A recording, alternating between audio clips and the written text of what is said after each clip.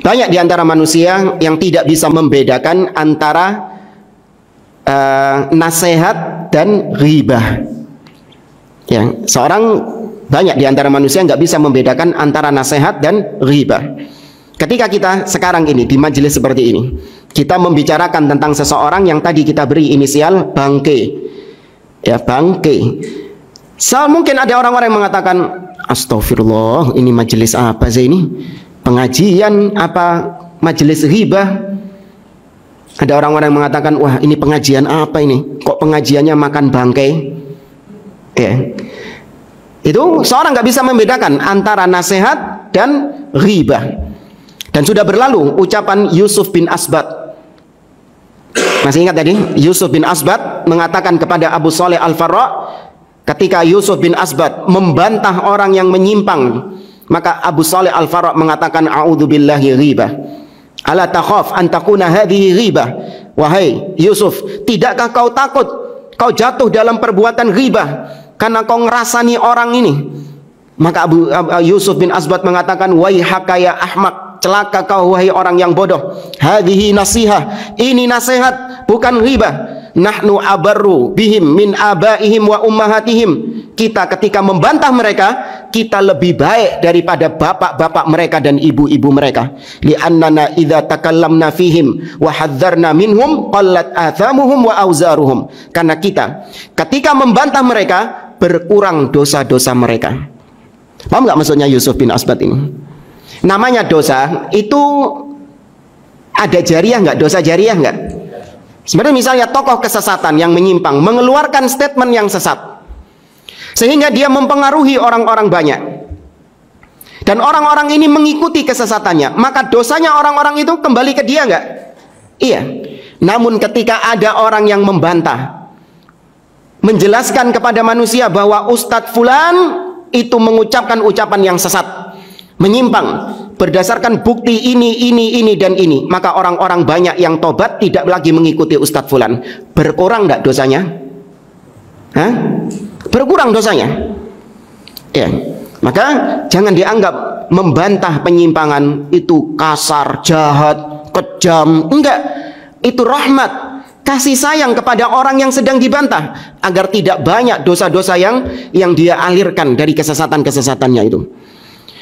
Nah, kembali kepada kaidah ini, orang tidak bisa membedakan mana yang nasihat dan mana yang ghibah. Para ulama menyebutkan tentang apa kaidah rumus membedakan antara nasihat dan ghibah. Apa bedanya jemaah? Atau ketentuannya apa?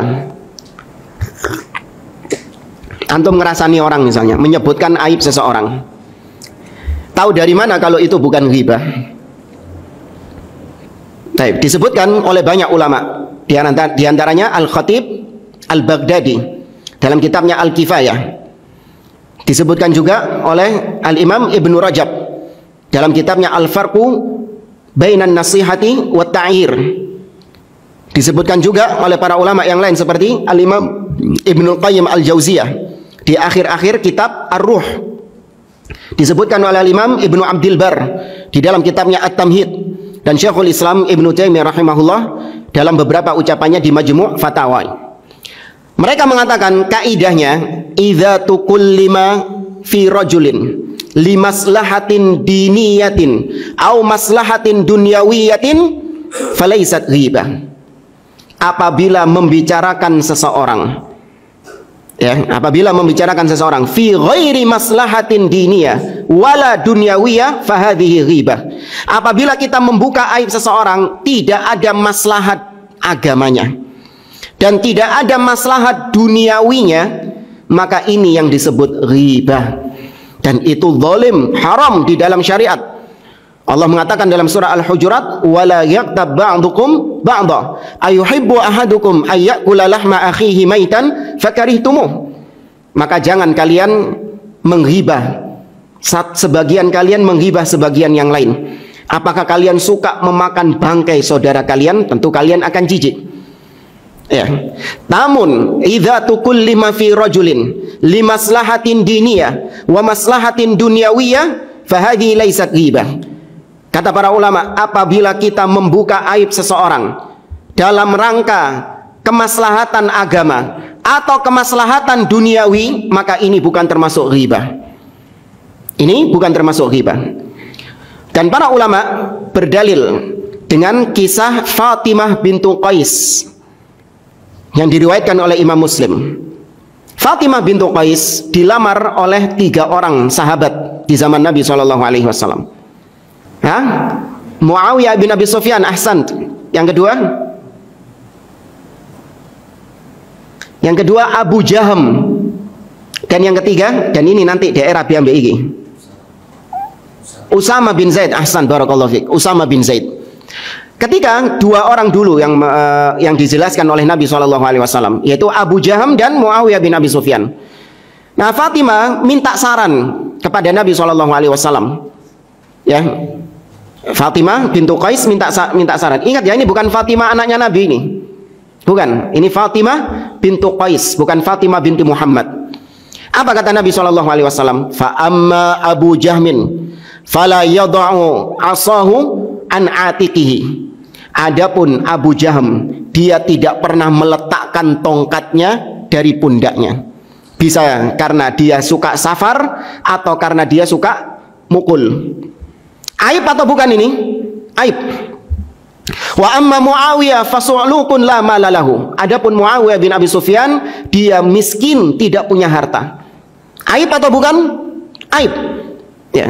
Maka Nabi mengatakan fa'ankihi Usama, maka Rabio ambil Usama, menikahlah dengan Usama. Kemudian dalil berikutnya, riwayat Imam Muslim dari Aisyah radhiyallahu taala anha tentang kisah Hindun bintu Utbah bin Rabi'ah. Bojone sapa? Abu Sufyan. Naam. Hindun datang kepada Nabi SAW, mengatakan kepada Nabi, ya Rasulullah, inna Aba Sufyan rajulun syahih, ma yakfini wa waladi. Wahai Rasulullah, sesungguhnya Abu Sufyan adalah lelaki yang medit, pelit.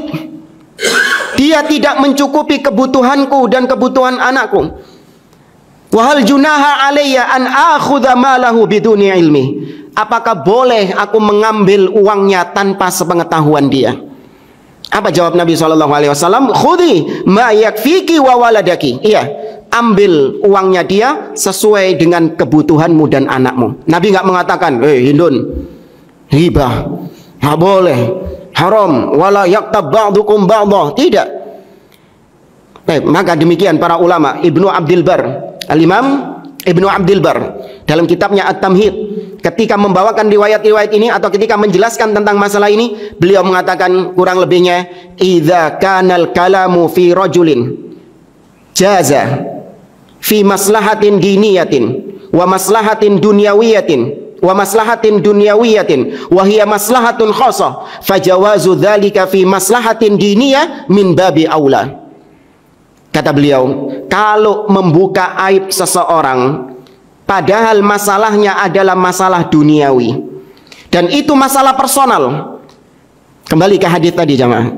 Fatimah membuka aib, menanyakan tentang Muawiyah dan Abu Jaham. Ini masalah personal atau masalah umat? Masalah personalnya dia. Dan yang ditanyakan adalah masalah duniawi, yaitu tentang masalah pernikahan. Ya, masalah duniawinya itu dibolehkan di dalam syariat.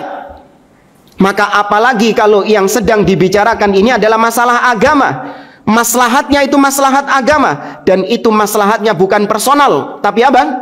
Umum. Karena seorang dai yang berbicara di depan umum itu maslahatnya maslahat umat. Paham maksudnya di sini jamaah? Ya, maka tentu lebih boleh lagi